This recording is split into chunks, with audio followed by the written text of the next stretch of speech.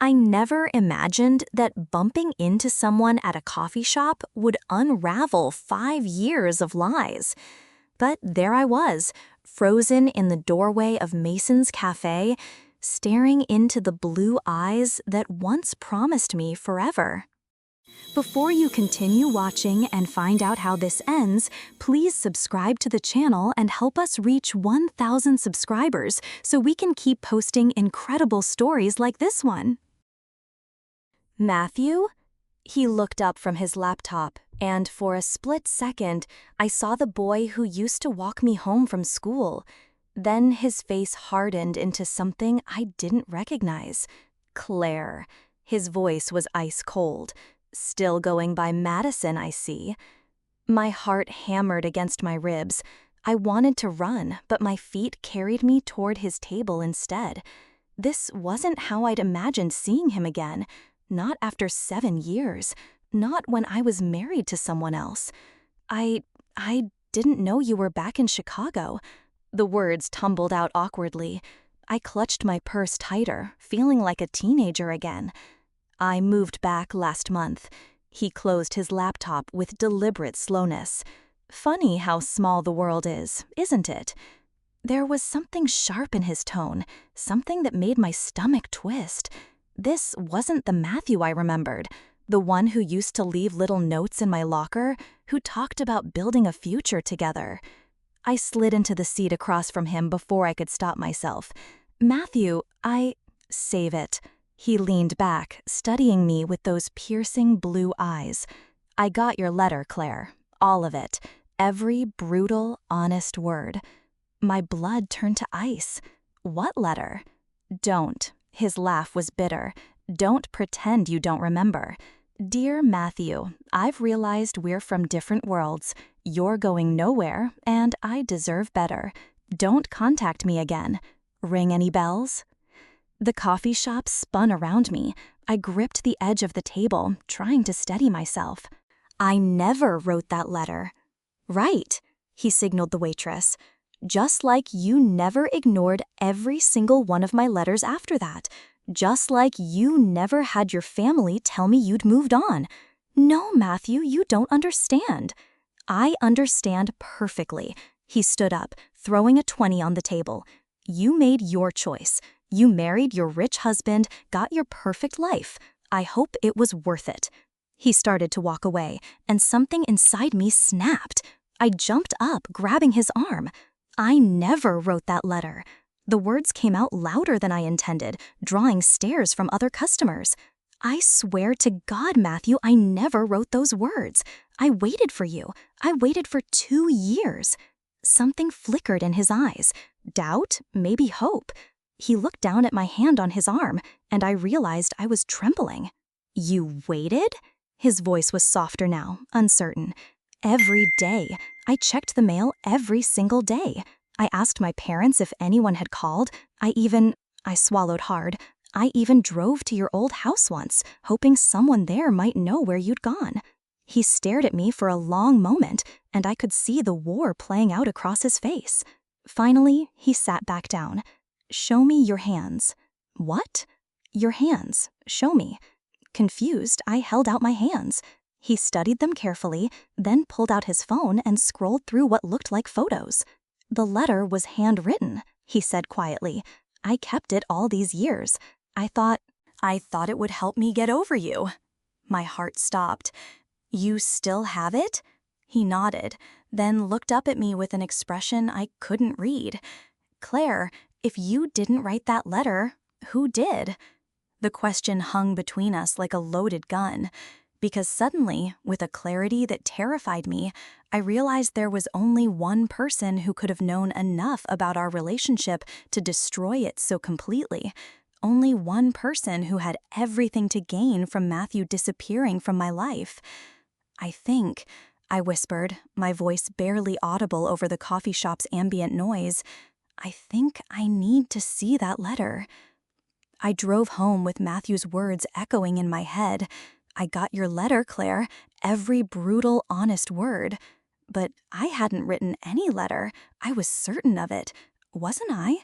By the time I pulled into our circular driveway, my hands were still trembling, not from the cold, from something else, something I couldn't name.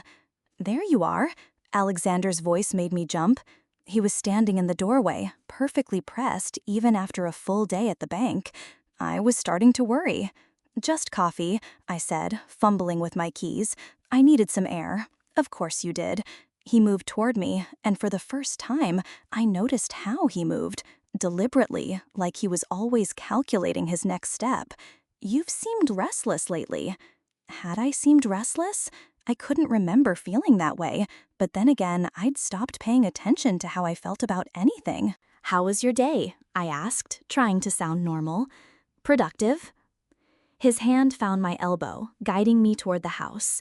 "How was the coffee? Anywhere I know?" The question seemed casual, but something in his tone made my skin prickle. "Just downtown. I can't even remember the name." He opened the door for me. "Next time, try the place on 5th Street. Much more convenient." Next time, like he was giving me instructions.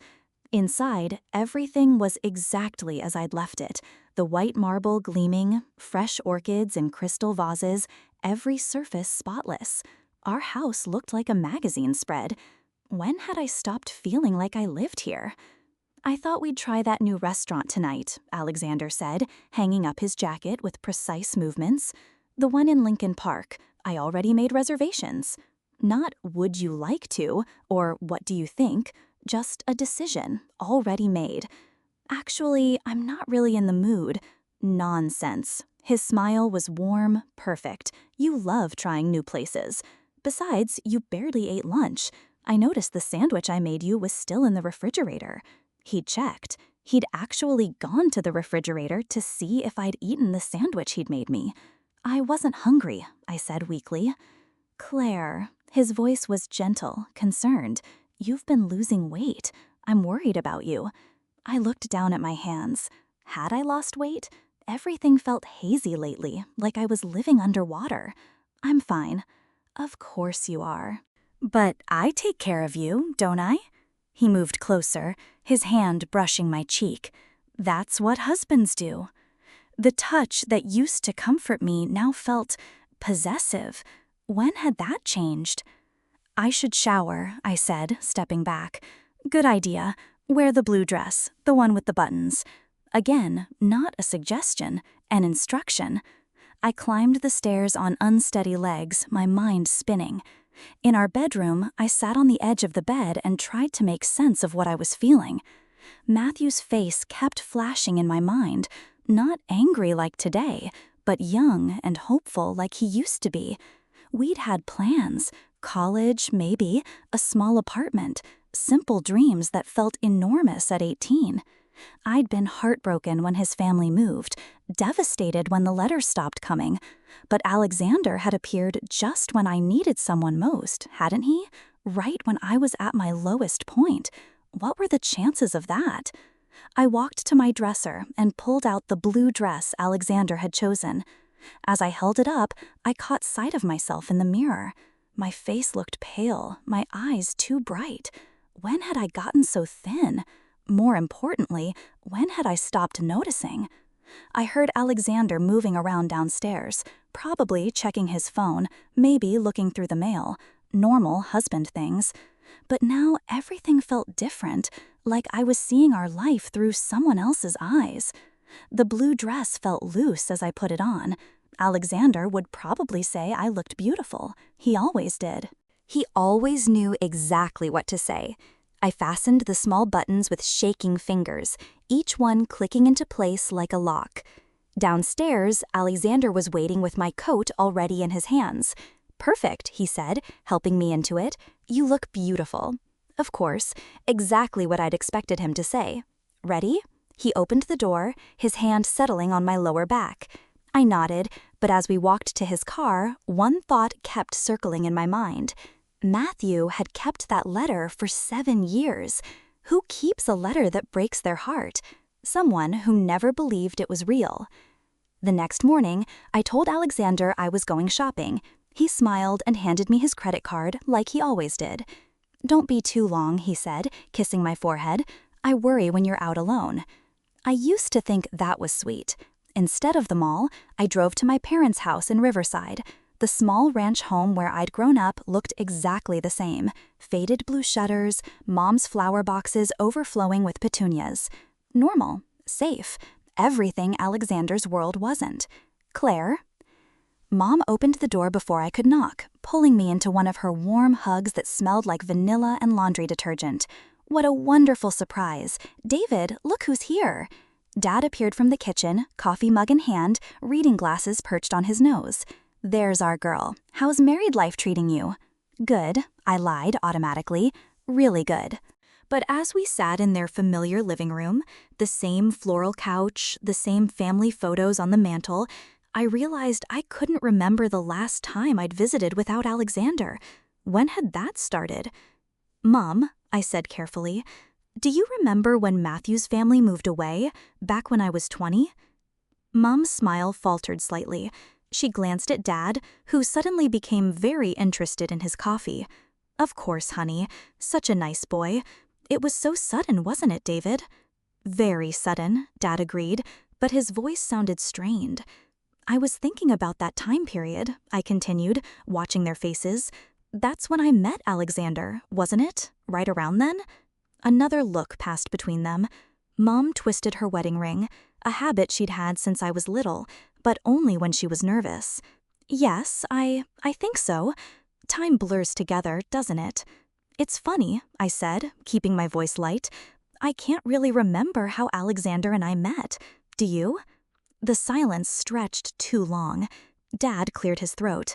Well, you were so heartbroken about Matthew, we were worried about you. Worried? You weren't eating, Mom said quickly, barely sleeping. You'd lost so much weight. We thought maybe you needed help. Help? Professional help, Dad said quietly. We were considering therapy, or maybe something more intensive. My blood turned cold. You were going to have me committed? Not committed, Mom said, reaching for my hand. Just evaluated. You weren't yourself, Claire. You scared us. But then Alexander came along, Dad added, and you started getting better. How did he come along, exactly?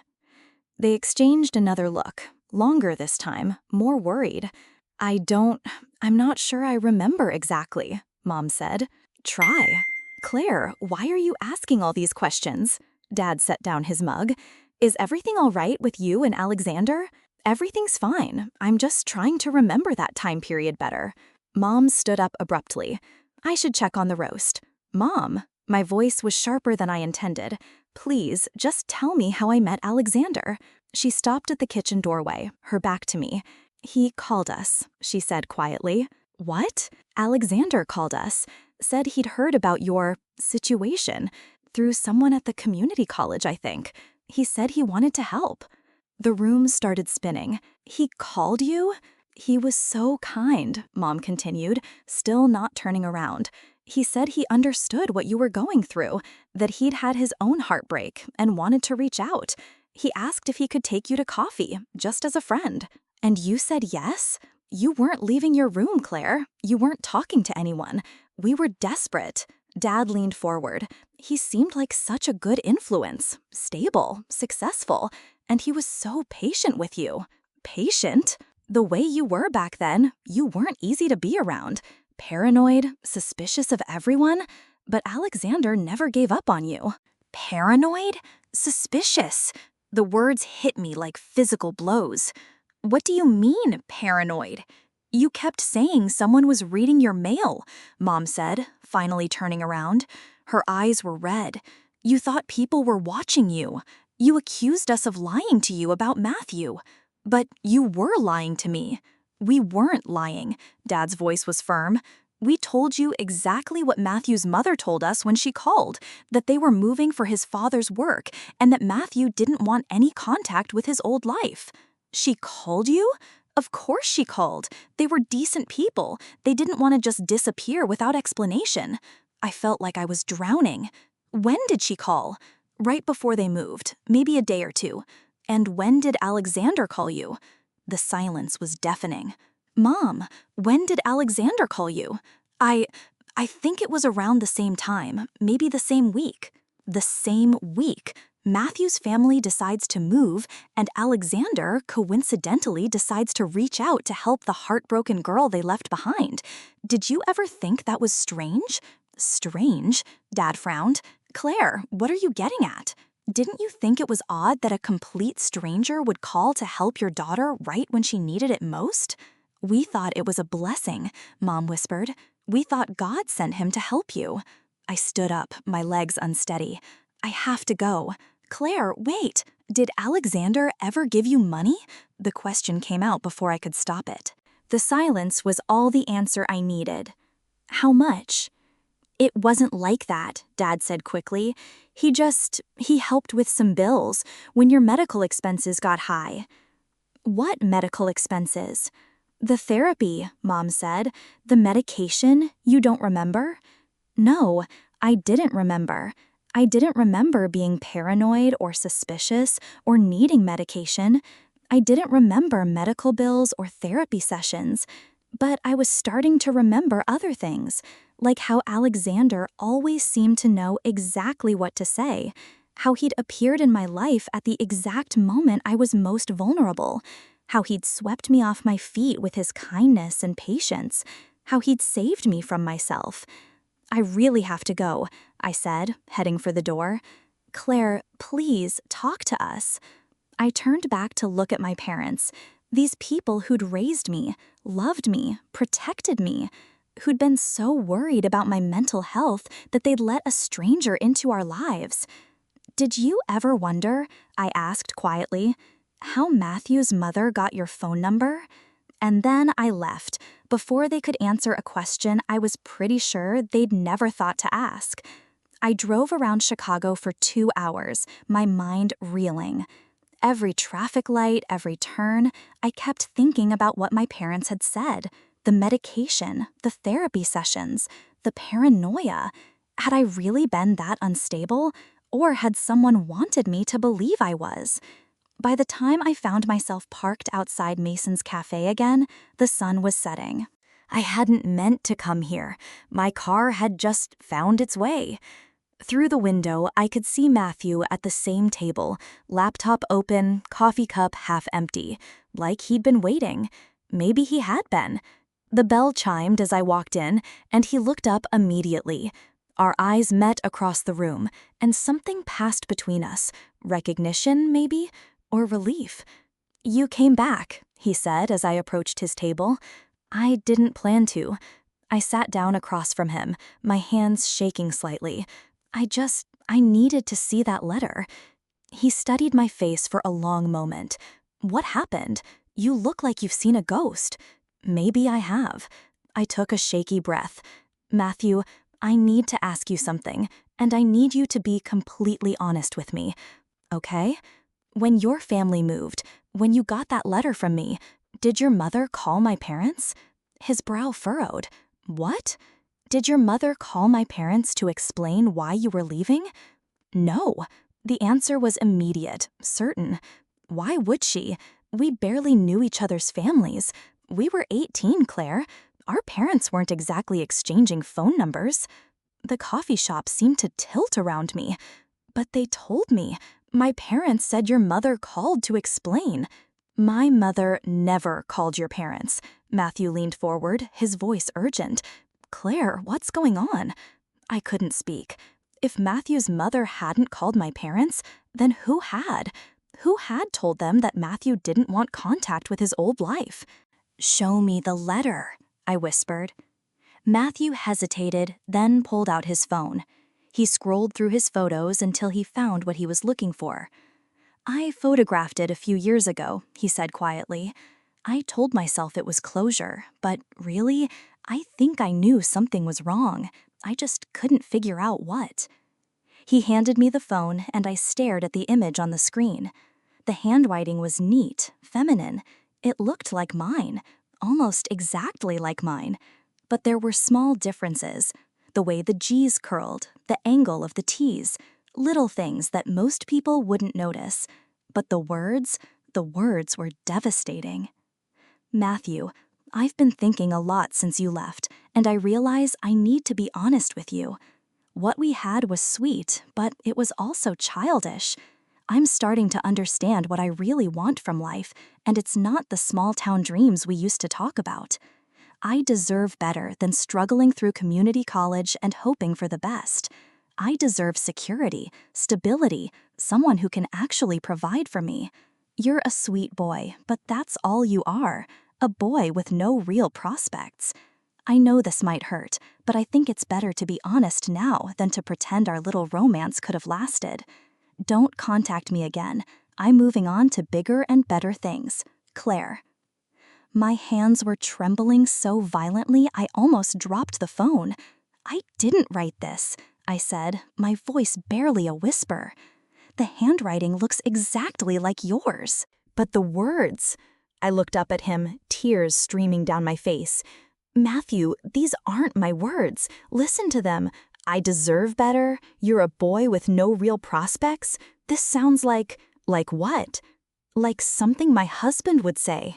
The words hung in the air between us. Matthew's face went very still. Your husband? Alexander. He talks like this sometimes. About success, about providing, about people knowing their place. I wiped my eyes with the back of my hand. He would never put it so cruelly, but the sentiment, it's exactly how he thinks.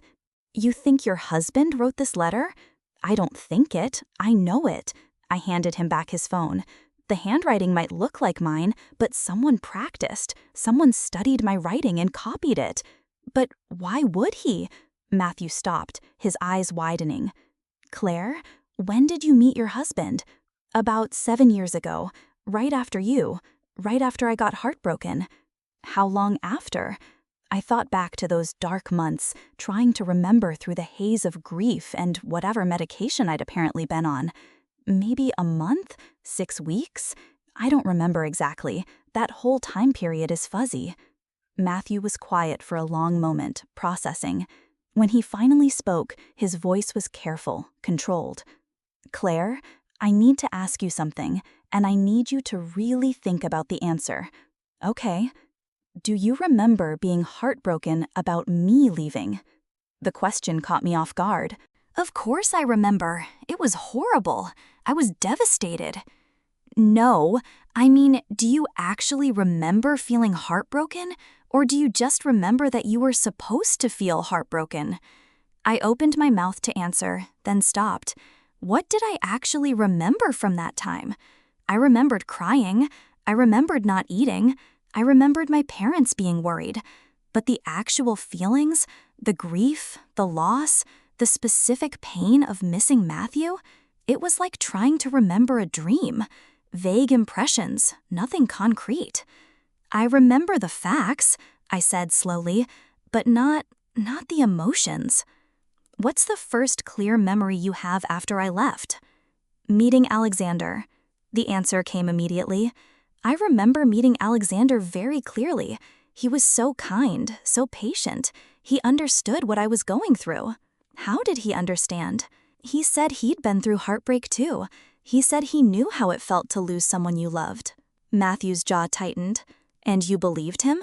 Why wouldn't I? He was so perfect.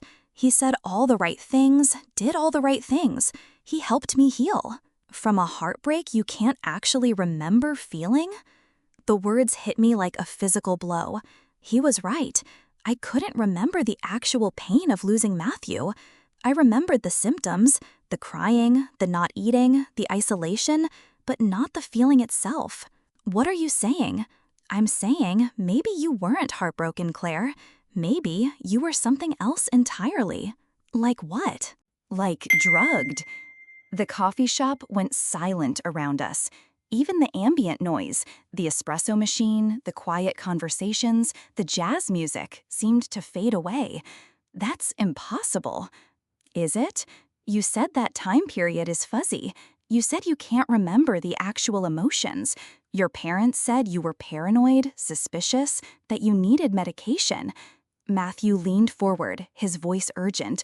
Claire, what if you weren't paranoid? What if someone really was watching you, reading your mail, manipulating your life? But the medication helped. According to who? According to Alexander.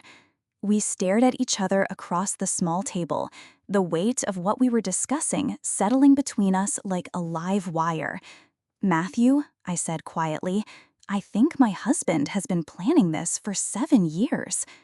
Planning what? I thought about the controlled environment he'd created, the isolation, the way he monitored everything I ate, everywhere I went, everyone I spoke to, the way he'd promised to support my dreams and then systematically destroyed every opportunity I had to pursue them, planning to make me disappear. Matthew reached across the table and took my hand. His touch was warm, real, solid, everything Alexander's had stopped being. Then we need to figure out how to stop him. I was supposed to be home by 7. It was already 8:30. My phone had been buzzing with texts from Alexander for the past hour, each one more concerned than the last. Where are you? Getting worried. Please call.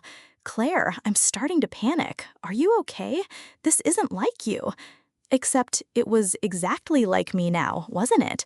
The old Claire, the one who existed before Alexander, would have stayed out as long as she wanted, would have made her own decisions about where to go and when to come home. I have to leave, I told Matthew, though every instinct screamed at me to stay. Here, in this coffee shop, with the only person who seemed to see me clearly, I felt more like myself than I had in years. I know, he stood up with me. But Claire, we need to be careful. If your husband really has been orchestrating this for 7 years, he has. Then he's dangerous, more dangerous than you realize. I thought about Alexander's patient smile, his gentle corrections, his way of making me feel like every decision was mine, while somehow steering me exactly where he wanted me to go. I know. Do you have somewhere safe you can go? Someone you can call? I almost laughed. He spent 5 years isolating me from everyone I knew. My parents think he's wonderful. I don't have any real friends anymore. Even if I did. I shook my head. Who would believe this? Matthew was quiet for a moment. Then, I believe you. The simple words hit me harder than any grand declaration could have. When was the last time someone had believed me about anything without question? Thank you. Give me your phone. What? Your phone. Let me put my number in it. I handed it over, watching him type. He checks my phone sometimes. I know, that's why I'm putting it under Sarah Mitchell with a note that says trainer at new gym. If he asks, you're thinking about joining a fitness class. Smart. What if he calls the number? It goes to my work voicemail. I'm a civil engineer. I do building safety inspections. Completely boring and legitimate. He handed the phone back. Text me when you get home safe. Just say, great class today, or something normal. I nodded, slipping the phone into my purse. Matthew? Yeah? Why are you helping me? After everything, after that letter, after 7 years, why do you care what happens to me? He looked at me for a long moment, and in his eyes I saw the boy I'd fallen in love with at 18. Serious, kind, honest to a fault. Because, he said quietly, I never stopped loving you. The drive home felt like driving toward my own execution. Every red light was a reprieve. Every green light a step closer to facing Alexander's questions. I pulled into our driveway at 9:15. The house was blazing with lights. Every window, every lamp, like a beacon or a trap. Alexander opened the front door before I could get my key out. There you are. His relief looked genuine, but I was starting to understand how good he was at looking genuine. I was about to call the police. I'm sorry, I lost track of time. Where were you? I called the mall. They said they hadn't seen you. Of course he'd called the mall. Of course he'd checked. I went to see my parents after shopping. Mom made dinner. The lie came easier than it should have. You should have called. I know, I'm sorry. He studied my face in the porch light, and I forced myself to meet his eyes. Don't look guilty. Don't give him any reason to suspect. Are you feeling all right? You look different. Different how? I don't know. More alert, maybe? Less, he paused, searching for the word. Less dreamy.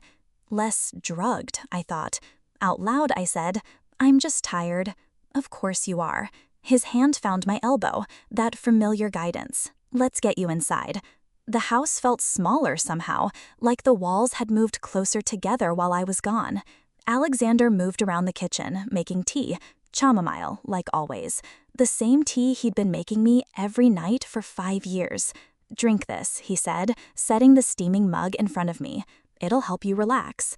I stared at the innocent-looking liquid. How many times had I drunk this tea? How many times had it made me drowsy, compliant, fuzzy-headed? "Actually, I'm not really thirsty."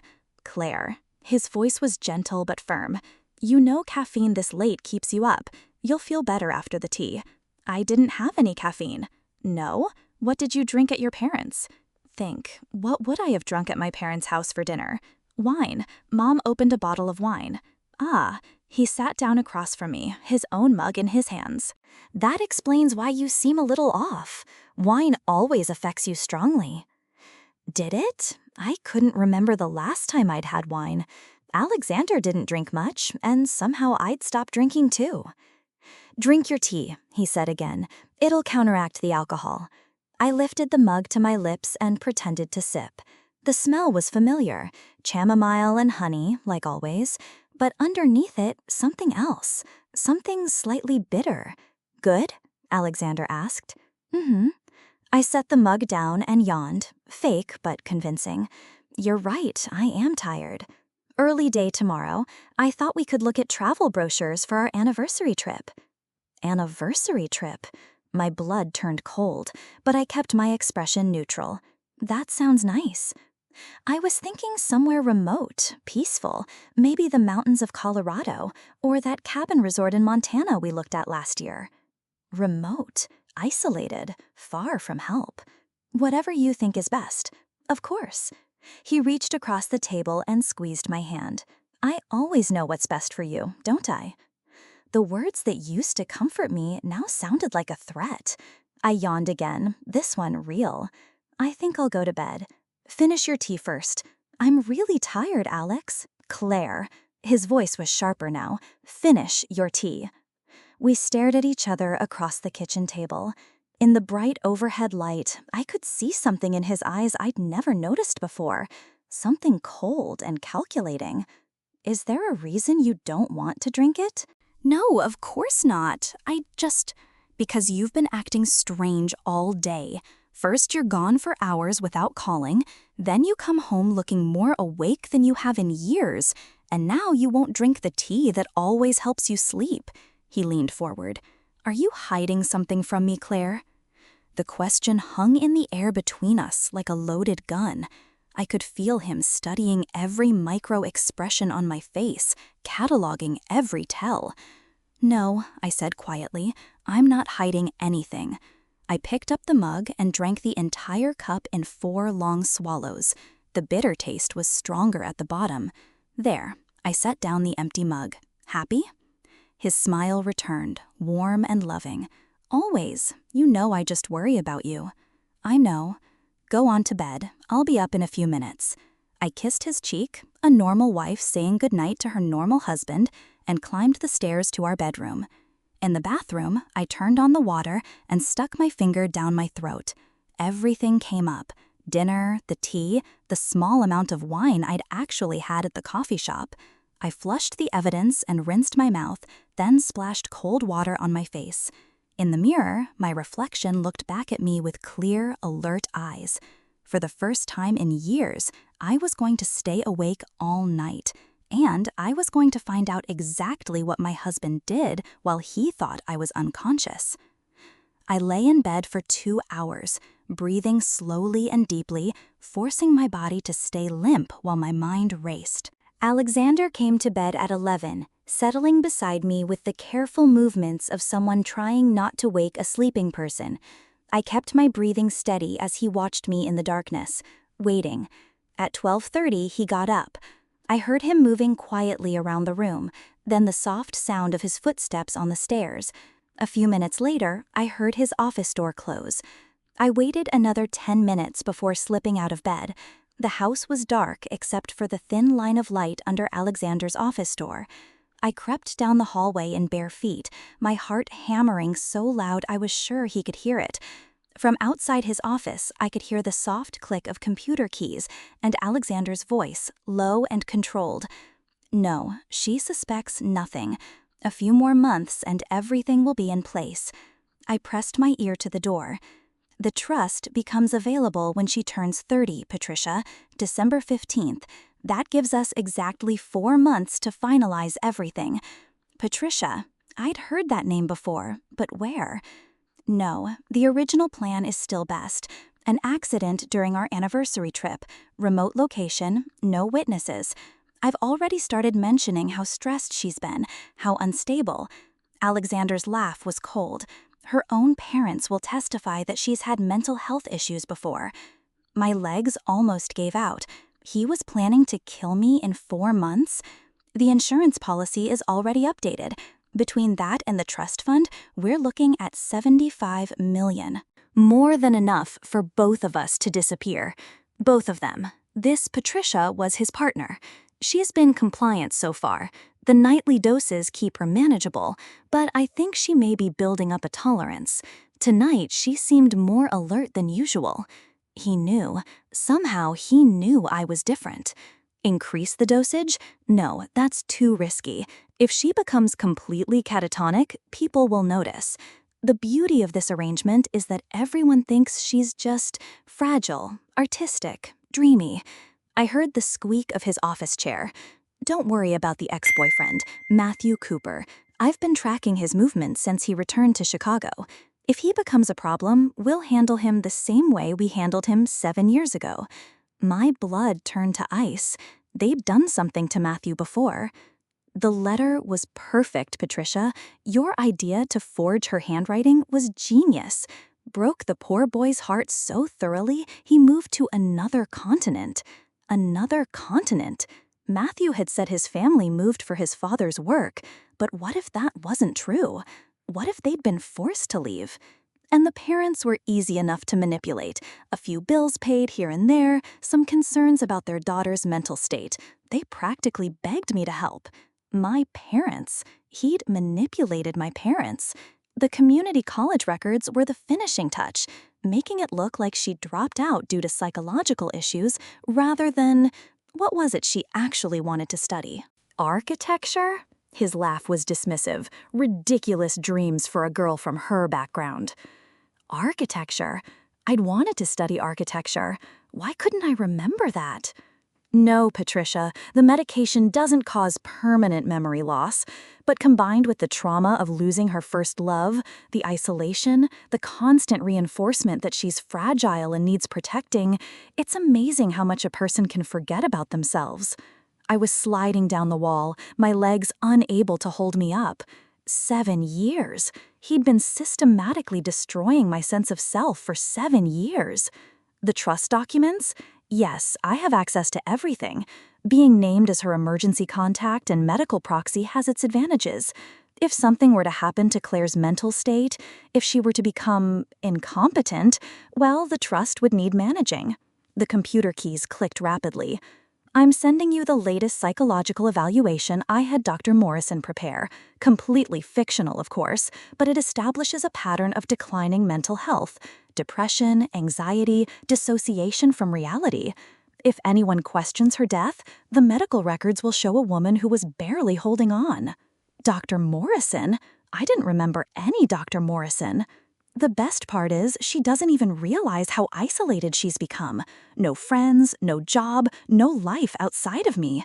When she dies, no one will question it except her parents, and they already think she's mentally unstable. I wanted to scream, to burst through that door and confront him with everything I'd heard.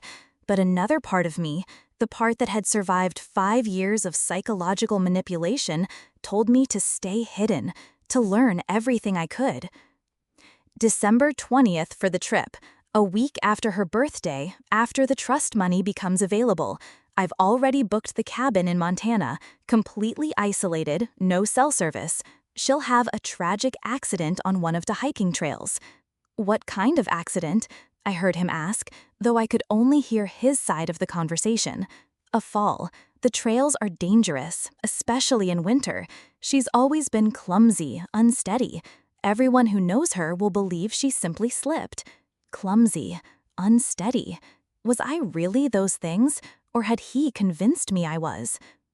The local authorities are used to hiking accidents. They won't look too closely, especially with her documented history of mental illness and my obvious grief. I'll be the devastated widower who tried everything to save his troubled wife. My phone buzzed in my hand and I nearly dropped it. A text message. I looked at the screen. Hope you made it home safe. Sleep well. Sarah. He was checking on me. Without thinking, I started to type back, then stopped. Alexander might check my phone in the morning. Instead, I just typed, "Great class today. Feeling stronger already." It was true in more ways than one. "I should go," I heard Alexander say. "She usually sleeps until 9, but I want to be in bed before she wakes up. The last thing I need is her asking questions about why I was up all night." I heard his chair push back from the desk. Panic shot through me. I needed to get back upstairs before he opened that door. But my legs were still shaking and the stairs would creak. Think, Claire, think. I crawled to the kitchen on my hands and knees, moving as quietly as possible. By the time I heard his office door open, I was at the refrigerator, opening it slowly. "Claire?" His voice was sharp, suspicious. I turned around, squinting as if the light hurt my eyes. "Alex? What time is it?"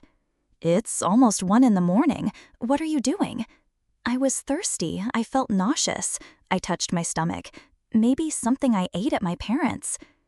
He studied my face in the refrigerator light. I made my eyes unfocused, sluggish, the way I must have looked for years. "You should be sleeping." "I know, I just needed some water." "Come on." He put his arm around me, guiding me back toward the stairs. "Let me make you some more tea." "No," I said quickly, then caught myself. I don't think my stomach can handle anything right now. Just water." We climbed the stairs together, his hand on my back. In our bedroom, I crawled back into bed and closed my eyes, forcing my breathing to slow. Alexander stood watching me for a long time. I could feel his eyes on me, analyzing, calculating. Finally, he got into bed beside me. I lay there in the darkness, everything I'd overheard spinning through my mind. The trust fund, the insurance money, the fake medical records, the planned accident in Montana. But most of all, I thought about what he'd said about my dreams, architecture. I'd wanted to study architecture. For the first time in 7 years, I remembered. I remembered sitting in the library during my senior year of high school, looking at pictures of buildings, sketching floor plans in the margins of my notebooks. I remembered talking to Matthew about designing our first house together, something small and perfect and ours. I remembered being someone who dreamed of creating beautiful spaces for people to live and love and grow. I remembered being someone who believed she deserved those dreams. Alexander thought he'd destroyed that person. He thought he'd turned me into someone who needed him to survive, someone too fragile and broken to live without his protection. He was wrong. The woman he'd tried to erase was still here.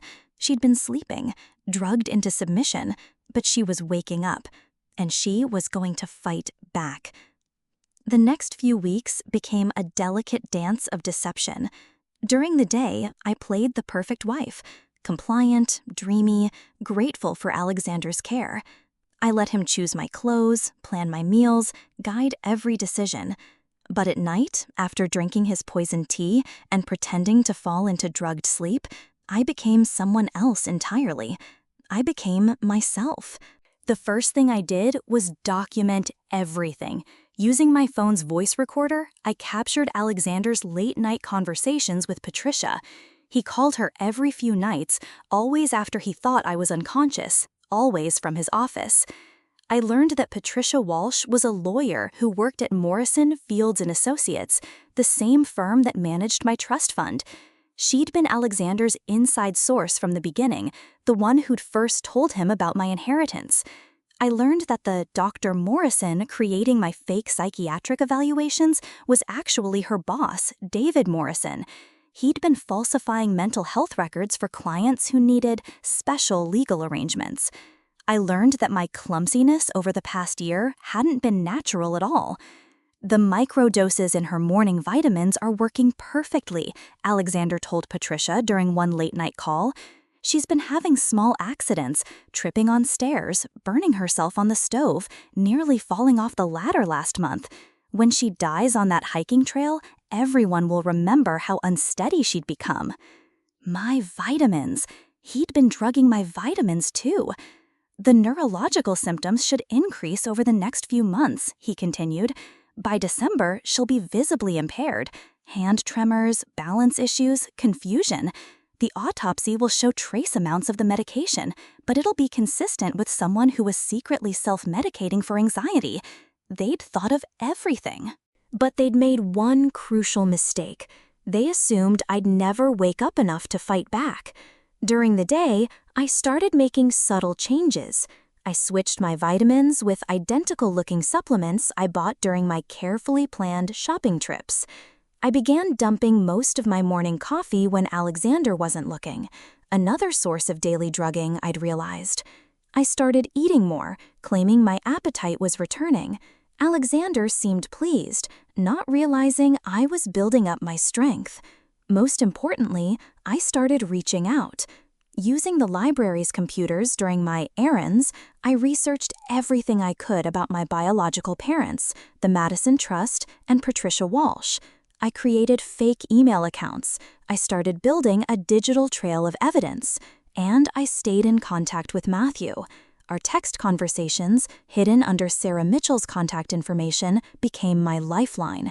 He was the only person who knew the real Claire was still alive. Sarah, having trouble sleeping lately, mind racing. Matthew, that's normal when you're getting stronger. Your body is adjusting. Stay careful. Sarah, thinking about interior design classes. Maybe it's time to pursue some dreams. Architecture was always your passion.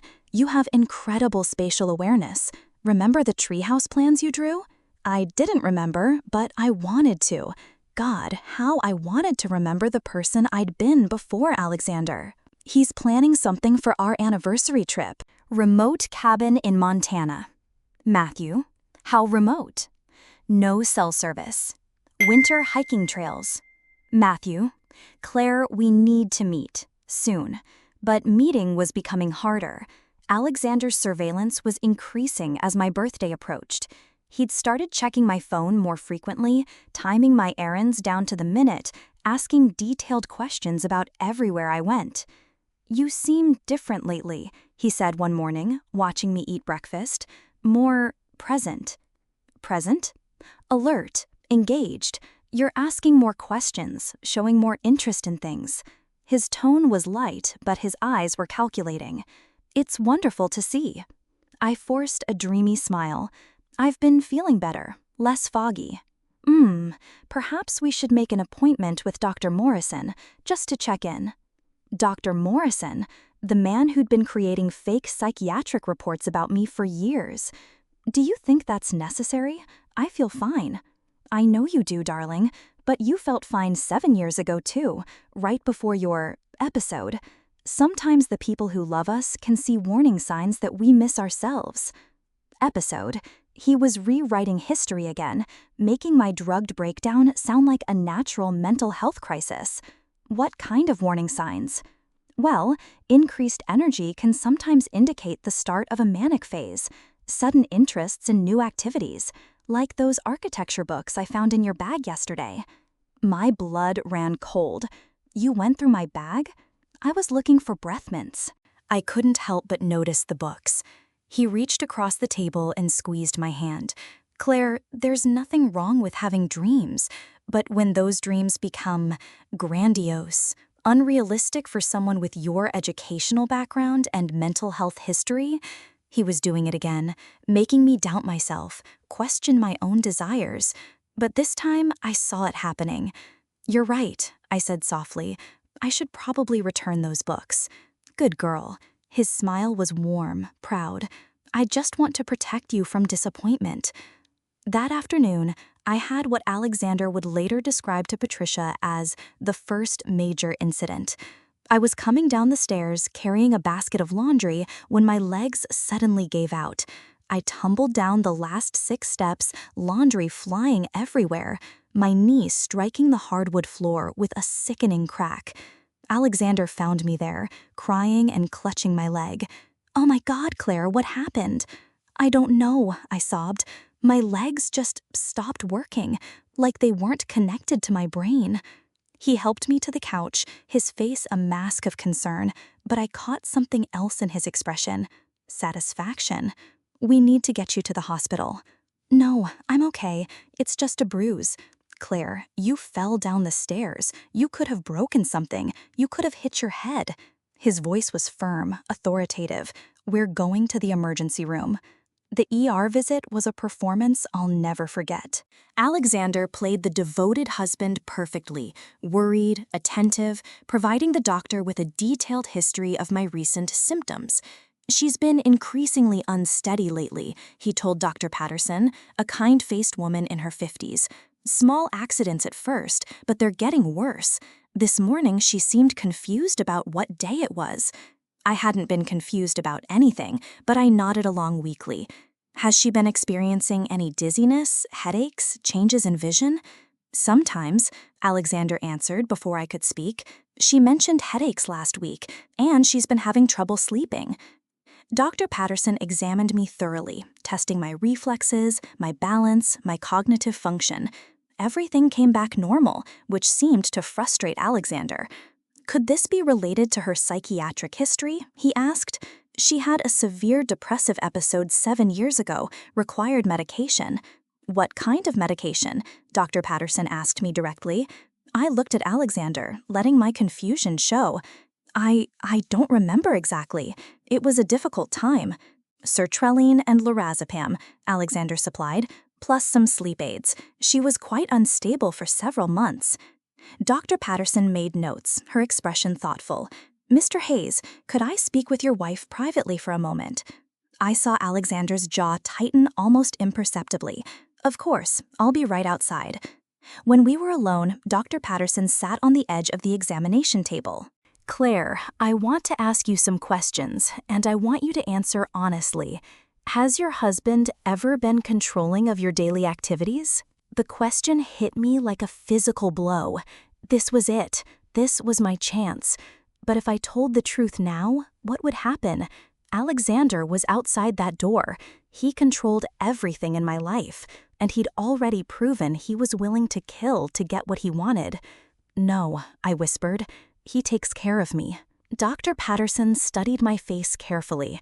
Sometimes people who care about us can be overprotective in ways that aren't helpful. If you ever need someone to talk to— "I'm fine," I said, louder than necessary. "Alexander is a wonderful husband. I don't know what I'd do without him." The doctor handed me a card anyway. "This is the number for a social worker who specializes in difficult family situations. Keep it, just in case." I slipped the card into my pocket as Alexander returned. "Everything all right?" he asked. "Just routine questions," Dr. Patterson said. "Claire, I'd like to schedule some follow-up tests. Blood work, maybe an MRI to rule out any neurological issues causing the balance problems." "Is that necessary?" Alexander asked. "We have our own family doctor." "I'd prefer to handle this myself, actually. Claire, can you come back next week?" I looked at Alexander, then back at the doctor. "Yes, I'd like that." On the drive home, Alexander was quiet. Too quiet. "What did Dr. Patterson want to discuss privately?" he finally asked. "Just female things.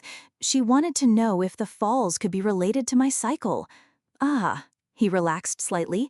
"And what did you tell her?" "That I don't think so. That I think it might be stress-related." "Stress about what?" "About disappointing you. About not being the wife you deserve." Alexander reached over and squeezed my hand. "Claire, you could never disappoint me. You're perfect exactly as you are." Perfect. Weak, dependent, controllable. Perfect for his purposes. But as we pulled into our driveway, I touched the social worker's card in my pocket and thought about Dr. Patterson's questions. Someone had noticed. Someone had seen through Alexander's performance. For the first time in 7 years, someone was looking out for me. That night, as Alexander made his usual call to Patricia, I heard him say something that chilled me to the bone. The doctor was asking too many questions. We may need to accelerate the timeline. Accelerate the timeline? My murder, planned for December, might be happening sooner. I had to warn Matthew, and I had to figure out how to save myself before it was too late. The next morning brought news that made my blood freeze. "I've moved our anniversary trip up," Alexander announced over breakfast, his tone casual as if he were discussing the weather. "Instead of December, we're leaving next week." Next week? I set down my coffee cup with trembling fingers. But that's so soon. "I haven't packed, I haven't—" "Don't worry about packing. I'll handle everything." His smile was warm, loving, terrifying. "I want it to be a surprise, a chance for us to reconnect before your birthday." Before my birthday. Before the trust fund became available. Before I turned 30 and gained legal control of my inheritance. He was going to kill me in 6 days. "I should probably cancel my follow-up appointment with Dr. Patterson," I said, testing. "Already done. I called yesterday and explained we'd be out of town." Alexander reached across the table and took my hand. "I told her you were feeling much better, that the rest would do you good." He'd cut off my one potential lifeline. Dr. Patterson wouldn't even know I was missing until it was too late. Where are we going exactly? That cabin I mentioned in Montana. Very remote, very peaceful, just the two of us and nature. His thumb traced circles on my wrist, right over my pulse. Perfect for accidents to happen. That afternoon, while Alexander was at work, I made the most important phone call of my life. "Claire?" Matthew's voice was sharp with concern. "You sound—" "He moved up the timeline. We're leaving next week. I think this is it." Silence on the other end. Then, "Where?" "Montana, a cabin, no cell service." "Send me the exact location, everything you know." "Matthew, if something happens to me—" "Nothing is going to happen to you. We're not letting him win." His voice was firm, protective. "I've been preparing for this." "What do you mean?" "I've been building a case against him. All those recordings you've been making, the research I've been doing on Patricia Walsh and the Morrison firm, I think we have enough to take to the police." "They won't believe us. He's too smart, too careful." "They'll believe the evidence, trust me." But I couldn't shake the feeling that going to the police now would be too late. Alexander was accelerating everything. He'd become suspicious, desperate. "There's something else," I said. "I want to see the letter, the real letter you got 7 years ago." "Claire, I need to see it, not just a photo, the actual letter. I think I can prove he wrote it." We met that evening at the library. Matthew had the letter in a manila envelope, his hands protective around it like it was made of glass. "Are you sure you want to do this?" he asked. I nodded, though my heart was racing. The letter was exactly as devastating as I remembered from the photo, but holding the actual paper in my hands revealed something new, something I could feel with my fingertips. "The ink," I whispered. "What?" "The ink is different." I held the letter up to the light. "See how some words are slightly darker than others, like someone traced over them?" Matthew leaned closer. "I don't understand." "He didn't forge my handwriting from scratch. He found something I'd actually written, maybe a note, maybe homework, and traced over it. Changed some letters, added words, turned my words into this horrible thing." The realization hit me like a physical blow. Somewhere in my past, I'd written innocent words that Alexander had literally turned into weapons against the person I loved most. That's even more twisted than I thought. It means he's been watching me, collecting pieces of me since I was 18, maybe longer. I folded the letter carefully and handed it back. "Matthew, I don't think the police will be able to stop him in time." "Then what do you want to do?" I thought about Dr. Patterson's card, still hidden in my jewelry box, about the social worker who specialized in difficult family situations, about all the people who might help if they knew the truth. But I also thought about Alexander's late-night phone calls, his meticulous planning, his 7 years of patient manipulation. I want to turn the tables on him. How? He thinks I'm still the drugged, compliant wife he created. He has no idea I've been awake for weeks, listening to his plans, gathering evidence. I looked at Matthew, feeling more like myself than I had in years. What if we used that against him? Clar, that's dangerous. If he realizes you know, he's going to kill me anyway. At least this way, I go down fighting. Matthew was quiet for a long moment. When he spoke, his voice was careful, measured. What did you have in mind? I need you to follow us to Montana. Stay hidden, but be there. And I need you to bring someone with you. Who? Dr. Patterson, the emergency room doctor who gave me her card. She's already suspicious about Alexander's story. If she sees what really happens in that cabin, you want to set him up. I want to catch him in the act of trying to murder me. The words sounded insane as I said them, but I knew it was the only way. It's the only way to prove what he is, the only way to make sure he can't hurt anyone else. Claire, listen to yourself. You're talking about putting yourself in mortal danger on the hope that we can document his attempt to kill you before he actually succeeds? Do you have a better idea? He didn't. We both knew he didn't. The recordings you've made, they're not enough. They prove conspiracy, but not attempted murder. And a good lawyer could argue they're fake, especially with Patricia's connections. I shook my head.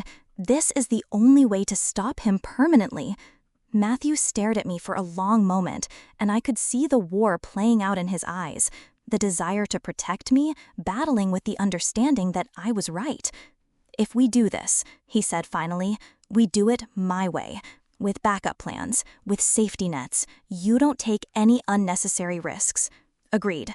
And if at any point I think you're in too much danger, we abort, even if it means he gets away. I wanted to argue, but I saw the desperation in his eyes.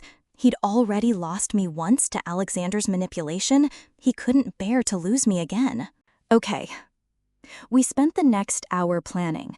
Matthew would drive to Montana separately, bringing Dr. Patterson and whatever other backup he could arrange. They'd stay hidden, but close enough to intervene if necessary. I would wear a wire. Matthew had a friend who could get us professional recording equipment, and I would carry a GPS tracker so they could find me even in the remote wilderness. One more thing, I said as we prepared to leave. If something goes wrong, if he kills me before you can stop him, make sure everyone knows the truth about the drugging, the manipulation, the forged letter. Don't let him get away with it. Claire, promise me. Nothing is going to happen to you. Promise me anyway. Matthew pulled me into his arms then, holding me so tightly I could barely breathe. I promise, he whispered against my hair. But I also promise that you're going to survive this. You're going to be free. And when this is over, we're going to have the life we should have had 7 years ago. For the first time in longer than I could remember, I let myself believe that might actually be possible. But first, I had to survive the next week. And I had to convince my husband that I was still the helpless woman he thought he'd created, right up until the moment I destroyed him.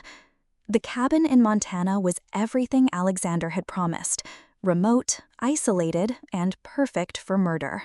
We'd driven for hours through winding mountain roads, the cell service disappearing somewhere around mile marker 43.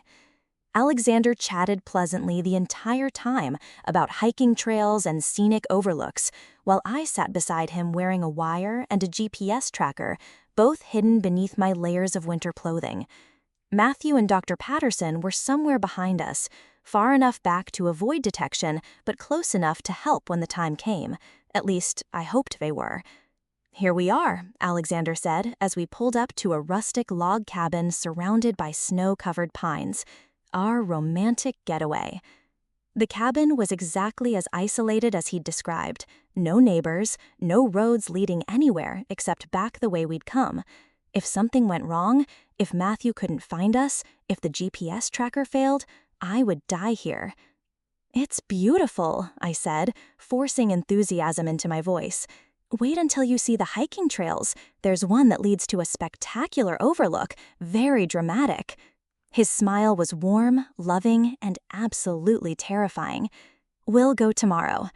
Tomorrow. Less than 24 hours. That evening, Alexander made dinner while I unpacked, playing the role of excited wife to perfection.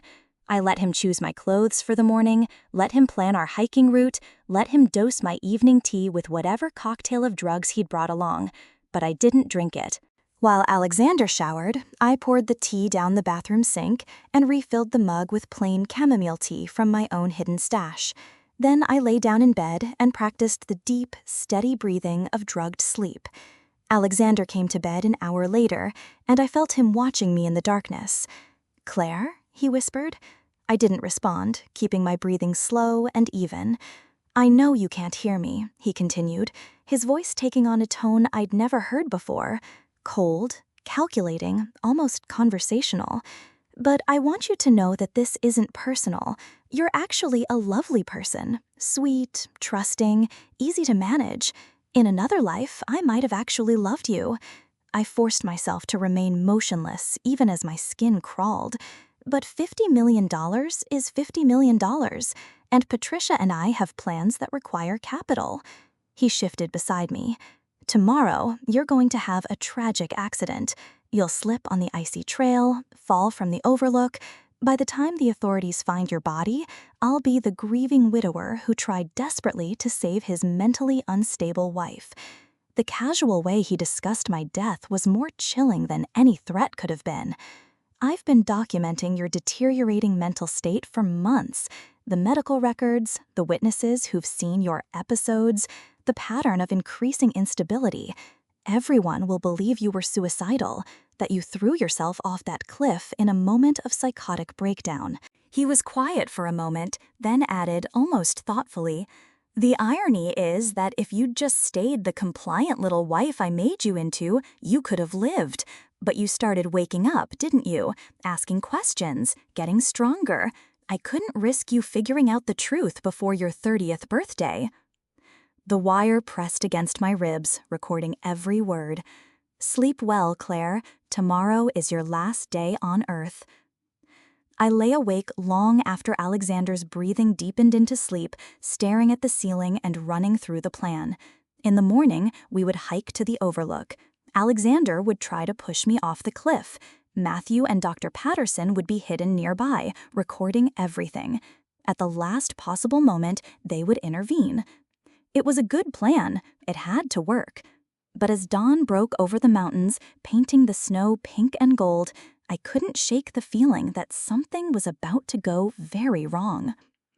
"Ready for our hike?" Alexander asked cheerfully over breakfast.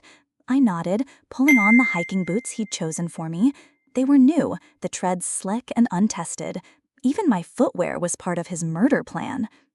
"The trail can be treacherous," he continued, shouldering a backpack that seemed unusually heavy. "We'll need to be very careful. One wrong step." "I'll follow your lead," I said. "Of course you will. You always do." We set out on the trail, and with each step, I felt like I was walking toward my own execution. The path was narrow and icy, winding through dense forest before emerging onto exposed rocky terrain, perfect for an accident. Alexander kept up a steady stream of conversation as we hiked, pointing out landmarks and wildlife tracks. To any observer, we looked like a normal couple enjoying a romantic mountain getaway. But I could feel him watching me, calculating distances, waiting for the perfect moment. After 2 hours of hiking, we reached the overlook.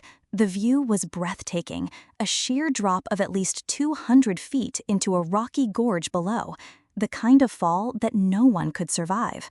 "Magnificent, isn't it?" Alexander said, moving closer to the edge. "It's incredible." I stayed several feet back, every instinct screaming at me to run. "Come closer, you have to see this view." "I'm fine here, I don't like heights." "Claire." His voice carried a note of command I'd heard 1,000 times before. "Come here." This was it, the moment when everything would be decided. I walked toward the edge, my heart pounding so hard I was sure he could hear it. The wire felt like it weighed 1,000 pounds against my chest. "That's it," he said softly. "Just a little closer." I was 3 feet from the edge when I saw movement in the trees below us. Matthew, positioning himself with what looked like a camera, Dr. Patterson beside him, her face grim with determination. They were here. The plan was working. "Alexander," I said, turning to face him, "I know what you're planning to do." His face went very still. "What did you say?" I said, "I know what you're planning to do. I know about the trust fund, about Patricia, about the 7 years of drugging me into compliance. I know everything." For a moment, we stood there in perfect silence, the wind whistling through the pine trees around us. Then Alexander smiled, and it was the most terrifying thing I'd ever seen. "Well," he said quietly, "I guess we're done pretending." And then he lunged at me. I threw myself sideways, but the slick soles of the hiking boots betrayed me. I skidded on the icy rock, my feet sliding toward the edge of the cliff. Alexander grabbed my wrist, but not to save me, to control my fall. "Such a shame," he said, his grip tightening. "If you'd just played your part, this could have looked like an accident." Below us, I could hear Matthew shouting, crashing through the underbrush as he raced to reach us. "Now," Alexander continued, "it'll have to look like a suicide. The mentally unstable woman who couldn't bear the weight of her delusions anymore." He started to push me toward the edge, and that's when I played my final card. "Patricia's already been arrested," I gasped out. Alexander froze. "What?" "The FBI raided Morrison Fields and Associates this morning. They have everything. The forged documents, the falsified medical records, the wire transfers. Patricia gave you up to save herself." It was a complete lie, but Alexander's face went white. "You're lying." "Check your phone." His grip on my wrist loosened slightly as he reached for his phone with his free hand. No signal, of course, but the gesture was enough. I twisted free and rolled away from the edge just as Matthew burst onto the overlook, Dr. Patterson right behind him. "Alexander Hayes," Dr. Patterson called out, her voice carrying the authority of someone who dealt with dangerous situations before. "Step away from her, now." Alexander spun toward them, his composure finally cracking. "You don't understand. She's sick. She's having a psychotic episode." "We have everything on tape," Matthew said, holding up a recording device. "The plan to murder her, the confession about drugging her, all of it." "She's lying about Patricia," Alexander said desperately. "She's delusional." "Actually," Dr. Patterson said calmly, "Patricia Walsh was arrested 2 hours ago. The FBI had been investigating the Morrison firm for months. Your wife's recordings were the final piece they needed." Alexander's face went through a series of expressions: disbelief, rage, and finally, acceptance. He looked at me with something that might have been respect. "You clever little bitch," he said. "You were never as weak as I thought, were you?" "No," I said, getting to my feet on shaking legs. "I never was." The sound of sirens echoed through the mountain air as the FBI vehicles Matthew had called made their way up the trail. It was over. 6 months later, I stood in the architecture studio at Northwestern University, looking at the scale model I'd built for my final project, a crisis center for women escaping domestic violence. "The use of natural light is particularly effective here," Professor Chen said, examining the carefully positioned windows. "It creates a sense of openness, safety. Your design really understands the psychological needs of the residents." I smiled, running my fingers along the miniature walls I'd constructed with my own hands. I wanted them to feel like they could breathe again. Through the studio windows, I could see Matthew waiting for me outside, leaning against his truck with 2 coffee cups and that patient smile that had seen me through the hardest year of my life. The trial had been brutal but swift. With all the evidence we'd gathered, the recordings, the forged letter, Patricia's testimony after she'd been arrested, Alexander's defense had crumbled quickly. He'd been sentenced to life in prison for attempted murder, conspiracy, and fraud. Patricia had gotten 15 years for her role in the conspiracy. Dr. Morrison had lost his medical license and faced criminal charges for falsifying psychiatric records. My trust fund, once I'd turned 30, had been more than enough to start over. I'd used part of it to fund the crisis center I was designing, and the rest to create a scholarship program for women returning to education after abusive relationships. Claire? I turned to find Matthew in the doorway of the studio, his hair dusted with snow from the December evening outside. Ready to go, he asked. I gathered my drawings and models, saying goodbye to Professor Chen and my classmates. In 8 months, I'd be graduating with my bachelor's degree in architecture. At 30, I was finally becoming the person I was meant to be. Outside, Matthew handed me a steaming cup of coffee and opened the passenger door of his truck. How was class? He asked as we drove through the snowy Chicago streets. Good, challenging. I love it. I took a sip of coffee and watched the city lights blur past. I had another nightmare last night. About Alexander? About the tea. I dreamed I was drinking it again, feeling my mind go fuzzy, losing myself. I shook my head. Dr. Reeves says they'll fade with time.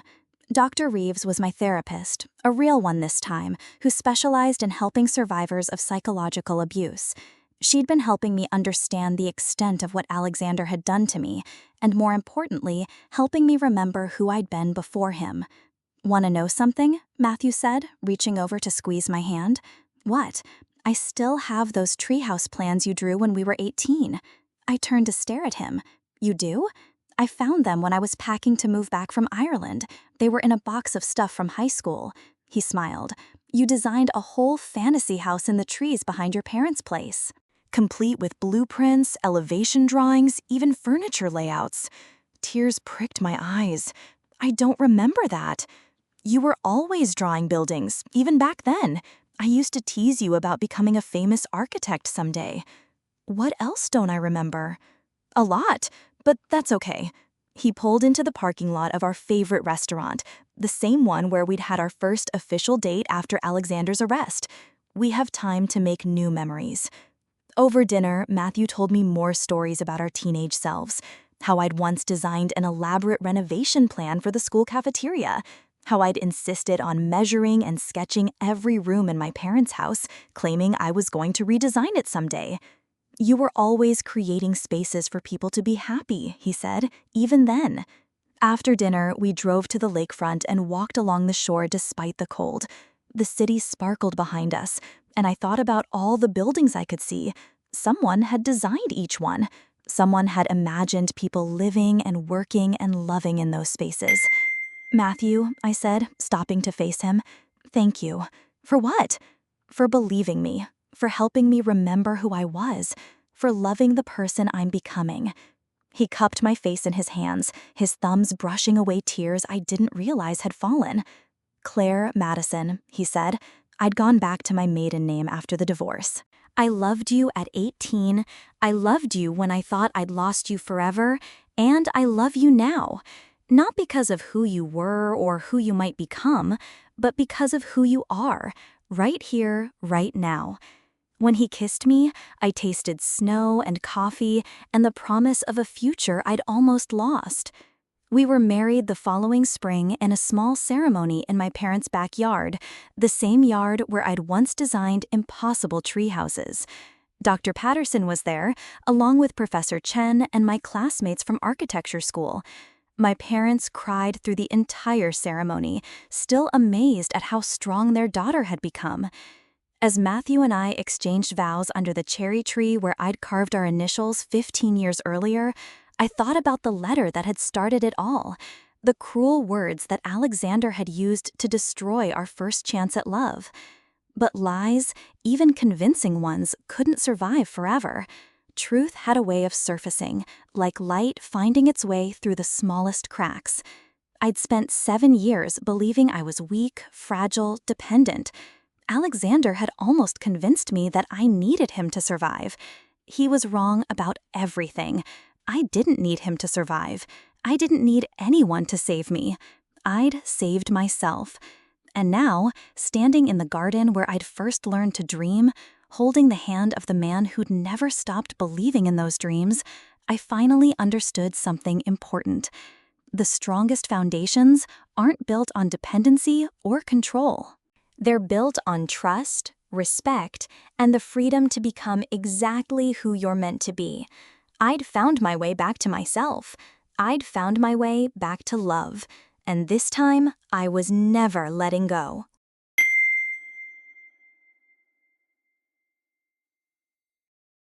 Your heart knows the way. Subscribe and follow the beauty.